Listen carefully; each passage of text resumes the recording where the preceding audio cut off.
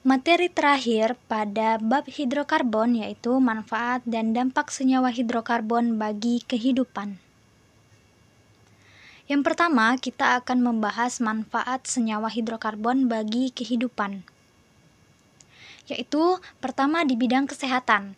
Senyawa hidrokarbon seperti alkana, alkena, alkuna, dan benzena telah banyak membantu untuk proses penyembuhan seperti terapi, obat-obatan yang diciptakan dari senyawa tersebut.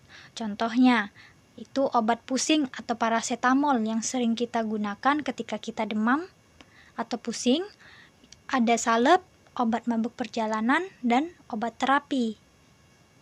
Selanjutnya di bidang pangan, contohnya itu ada glukosa sebagai sumber energi bagi manusia dan hewan, tetraterpena, senyawa pada wortel, monoterpena, senyawa pada jeruk, dan ada karbohidrat dan glukosa. Selanjutnya di bidang sandang. Nah, senyawa turunan hidrokarbon yang berperan di bidang sandang yaitu kapas, wol, sutra, nilon, dan serat sintetis. Seperti yang kita ketahui, senyawa hidrokarbon yang terdiri dari C dan H sangat banyak ditemukan dalam sekitar. Nah, contoh pada gambar itu pakaian, di mana pakaian ini mengandung polyester, yaitu salah satu penerapan dari senyawa hidrokarbon. Selanjutnya di bidang seni, yaitu beberapa senyawa hidrokarbon dapat digunakan untuk nilai seni. Contohnya, senyawa hidrokarbon propilena glikol biasa digunakan untuk membuat asap buatan dalam pertunjukan teater atau musik seperti pada gambar di samping. Selanjutnya, pada bidang estetika. Nah, beberapa senyawa hidrokarbon juga dapat digunakan untuk bahan baku minyak wangi. Salah satunya yaitu senyawa terpena. Senyawa terpena itu dapat menghasilkan aroma bunga mawar dan lavender yang berguna untuk produk minyak wangi ataupun lilin aromaterapi. Selanjutnya di bidang industri dan perdagangan. Nah, senyawa hidrokarbon banyak digunakan dalam industri khususnya yaitu industri petroleum dan aspal cair. Nah, industri petroleum ini akan menghasilkan minyak bumi. Nah, minyak bumi akan disuling, diproses, dan menghasilkan berbagai senyawa hidrokarbon yang sering kita gunakan sehari-hari. Contohnya bensin, terus minyak tanah, gas LPG, minyak pelumas, lilin, dan aspal. Nah, selanjutnya kita masuk ke apa aja dampak pembakaran senyawa hidrokarbon.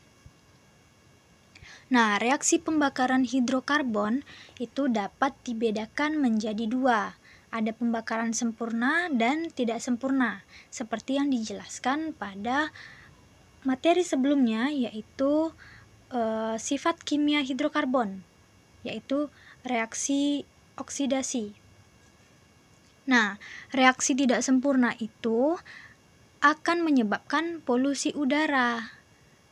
Sebab proses pembakaran ini akan menghasilkan gas karbon monoksida dan uap air.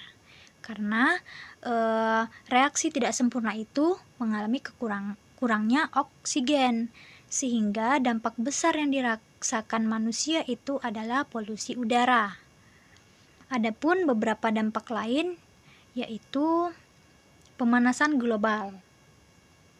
Pemanasan global ini dampak utama dari pembakaran hidrokarbon yang tidak sempurna. Yang disebabkan dari produksi gas karbon dioksida yang melebihi batas. Selanjutnya itu menghasilkan gas beracun, yaitu gas karbon monoksida. Nah, gas karbon monoksida ini umumnya didapat dari asap kendaraan. Nah, selanjutnya itu ada hujan asam.